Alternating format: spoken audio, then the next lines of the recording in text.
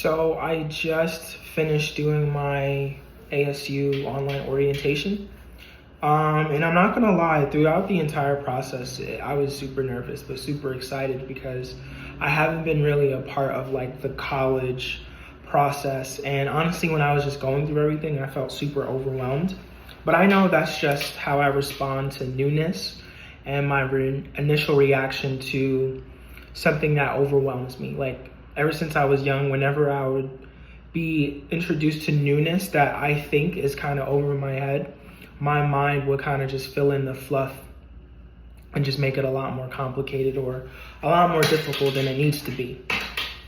And, I really wanted to kind of focus on that where, our mind, in order to protect us, will actually make these new opportunities look like obstacles, or how it changes new situations, new people, and make them be perceived as threats.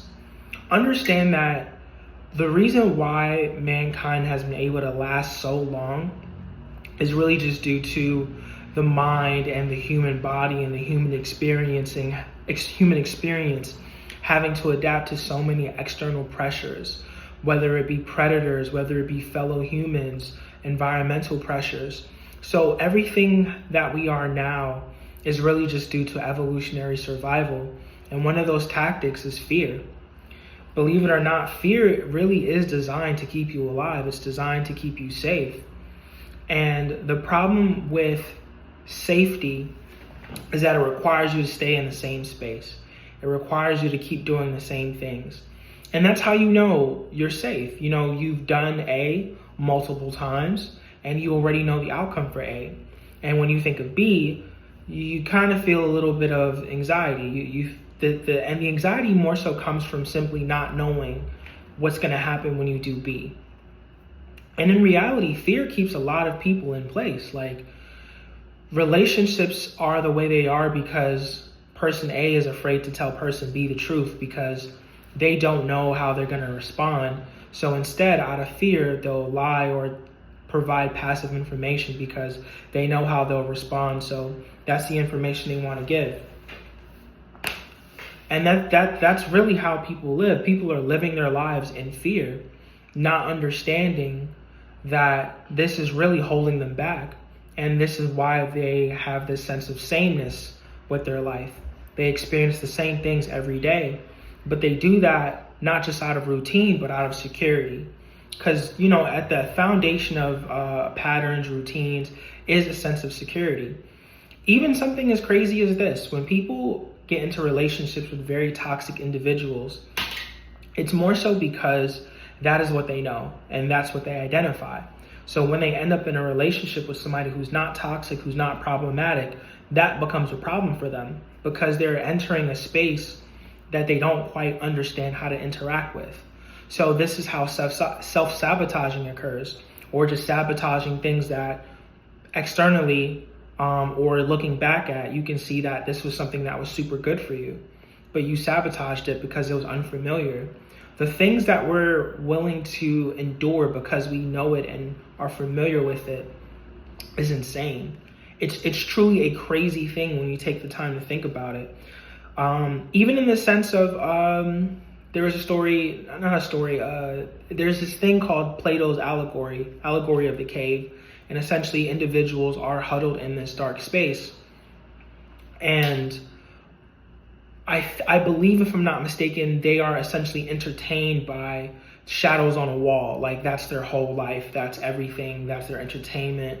And eventually an individual steps outside and the reality of the sun, of light, of everything else is so blinding that it's just incredibly disorienting. And that really is on the other side of whatever it is you're afraid of doing. It's disorienting at first. The newness is disorienting. The things that you've never experienced are all overwhelming. Especially when you step into like a brand new venture that you're excited about, but you don't know anyone who's doing something like this. So you're really just on your own. So you're moving with this sense of anxiety and fear. So every time something new happens, your mind will triple times that. It's the weight of this newness will be so much that the only thing you will really sense is fear and discouragement. Like, why am I even bothering with this? This is too much for me. And understand that anything that you feel like is too much but you're currently handling it is kind of an oxymoron. How can it be too much but you're dealing with it though? Do you understand? Like, there is no such thing as a problem being too much for you to handle. The reason why you're going through it is because you have all the capacities within you to handle the problem. The issue is the distance between who you are now and what you need to become to truly handle the problem can kind of feel problematic because you're not that person right now. So because you're in a situation where you need to go from person A to person B, and this is a brand new situation, and you have to not only deal with the situation, you have to deal with the situation, deal with your emotions, and also just simply deal with existing in life all at the same time. And this is why when people are also heading into, like, they want to pick up new skills, they typically put it back down. Because imagine, or some people don't have to imagine this, but imagine you're essentially having, a really rough day at work. So you're supposed to have this super rough day at work and then go home and then also practice something that is not easy for you to learn. So it's just like there's no instant gratification going on. It's just all like delayed gratification. You're working so you can get paid, typically in a 2-week period, bi-weekly period. And then you come home to essentially learn something that you're not picking up right away. So in almost every area of life, if you're focusing on improving or focusing on just simply doing shit, you're going to get so much pushback. You're going to wonder, like, why am I even doing this? Like, is it even worth it? And the beautiful answer to that question is yes, it is worth it. It's always going to be worth it. Because for one, there's nothing that you can't handle. There's nothing that you can't overcome. There's nothing that you can't go through. Understand, like, one says, like, I can't believe I'm going through this. Going through this is essentially like you are literally going through it. So that means it's not going to be forever. It's just a moment in time. And you need to really understand that and hold on to that.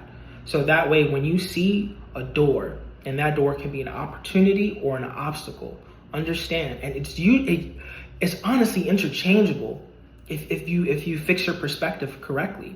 If you look at a situation from a different angle, it's really an opportunity. Most problems are really opportunities for something. If you just allow it to be, it could be a stepping stool. It could be a opportunity for change.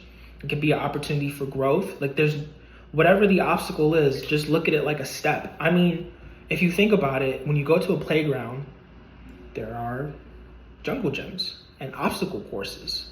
People have fun on those things, but they're literally obstacle courses designed for you to have fun.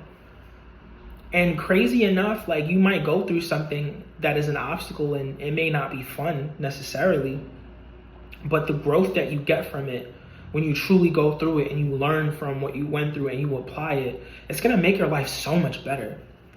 So much better. And, yes, like, getting into ASU for architecture was not something I expected to do this year. It wasn't even a goal, so to speak. It was more so like a thought, and I just took that shot because, right now I'm in this season of showing up for myself regardless of the results. As a matter of fact, yesterday I had like a real emotional, I don't even know what to call it. Like, I would say an internal emotional roller coaster because I had posted a beat that got the most views I've ever gotten before. It was like 1,200 views in like a day. And when I saw it, I was like, oh my gosh, this is crazy. Like, that means that all the things that I thought were possible as far as just like posting my beats, it's possible. I just needed to get the format better and make sure my thumbnails are on point and so on and so forth. And the next day when I was trying to make the next beat for it, I just became so overly critical. And then when I was trying to upload it, there were issues in doing so. And when I was just finally like, you know what, fuck it, I'm just gonna upload a beat and see what happens. I'm not even really gonna like make it a thing. I'm gonna just leave it as is. I upload the beat, you know, I pick a thumbnail from like a collection of really dramatic black and white pictures that I think are really beautiful. I upload it, and you know, to this current minute of the day, it only has 7 views. So for it to go from 1,200 views to 7 views, it was just kind of like, you know, how can that happen? You know, I'm still super new to the YouTube space. It's just that I've been showing up every day for the past, I'm not sure how many days thus far, maybe 13, 14. I really don't know. But long story short,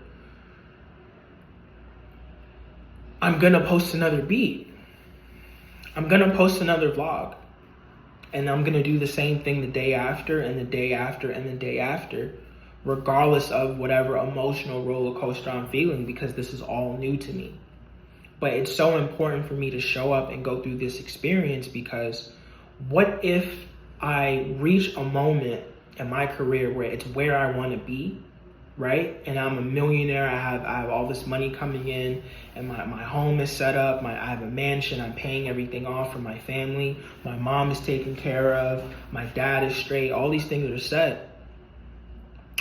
And I don't make another dollar after that. How would I handle that level of stress? And I know that if I was in that situation now, I would have such severe panic attacks, I feel like I would die.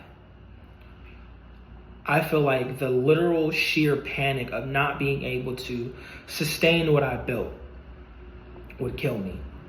And when I can acknowledge that, then I understand that, okay, these experiences are here for me to grow as a person, because life is not a consistent slope up and then a plateau at the top and you coast from there. Life doesn't work like that. Life is a consistent peaks and valleys. Sometimes the valleys are deeper, are way deeper than how high the peaks are.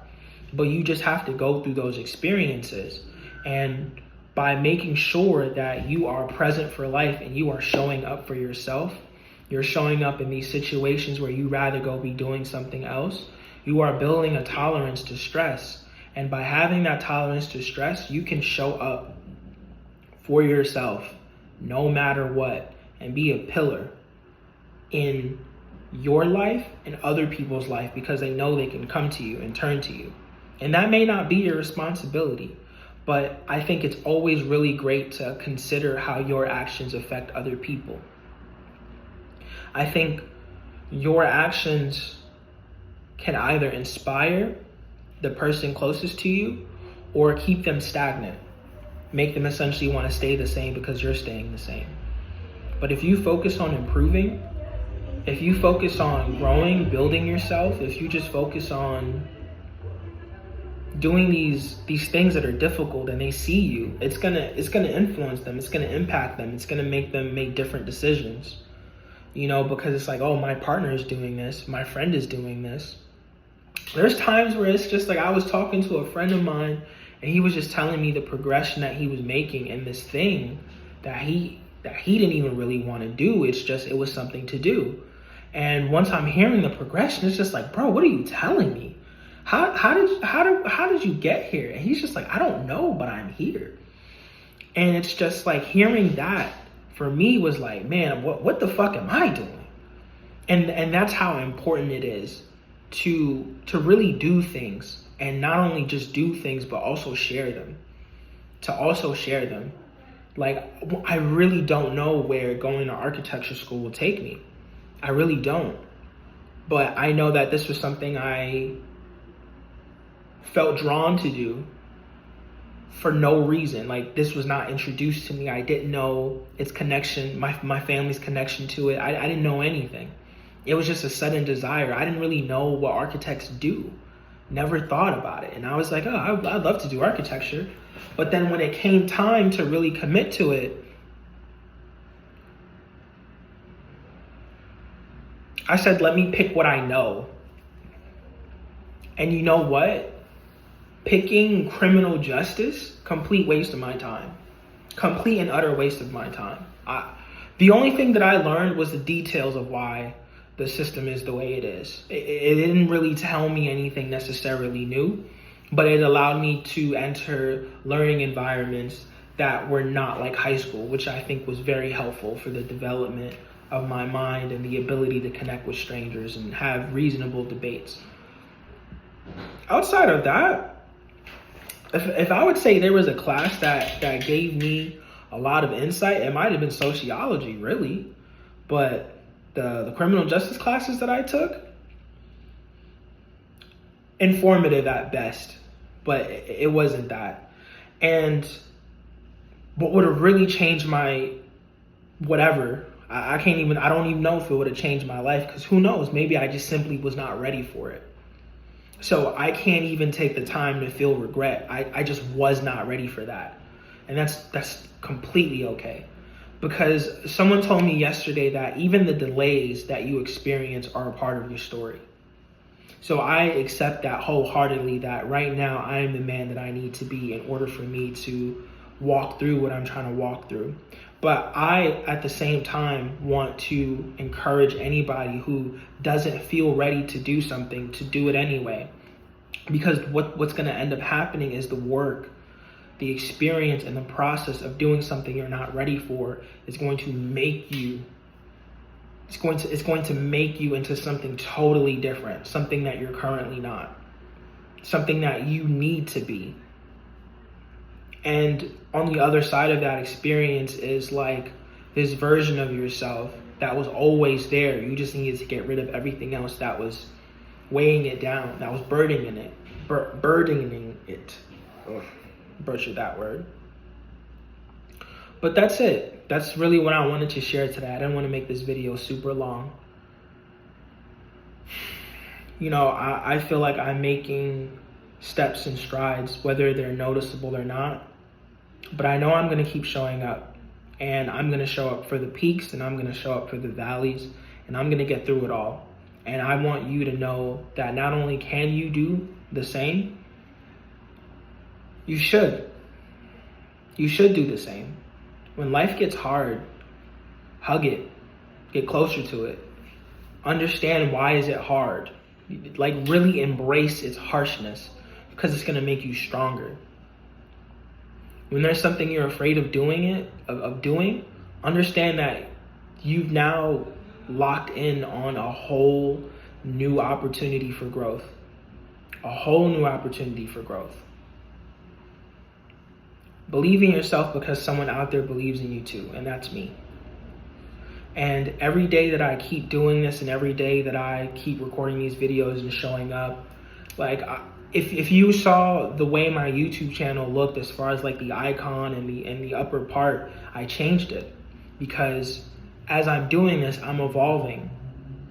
And I wouldn't have done that if I just didn't keep shooting my shot. I may have made those changes and did it, but it just doesn't, like, all this thinking and all this planning, I assure you, the distance you can go simply just doing what you need to do is absolutely phenomenal. So I'm gonna stop it right here. But I hope you guys have an amazing time, an amazing day, just an amazing future, wherever you are, whenever you watch this. Just know that you can do it too. You know, I believe in you, and keep in mind, and I'm gonna say this at the end of all my videos, obstacles are optical illusions. You know, they're not real. They're not actually there. It's a figment of your imagination. If you see an obstacle, best believe that's a fucking opportunity. And it's an opportunity that if you meet head on, it's going to be scary, the kind of growth you have when you start treating life like that. But sending you much love.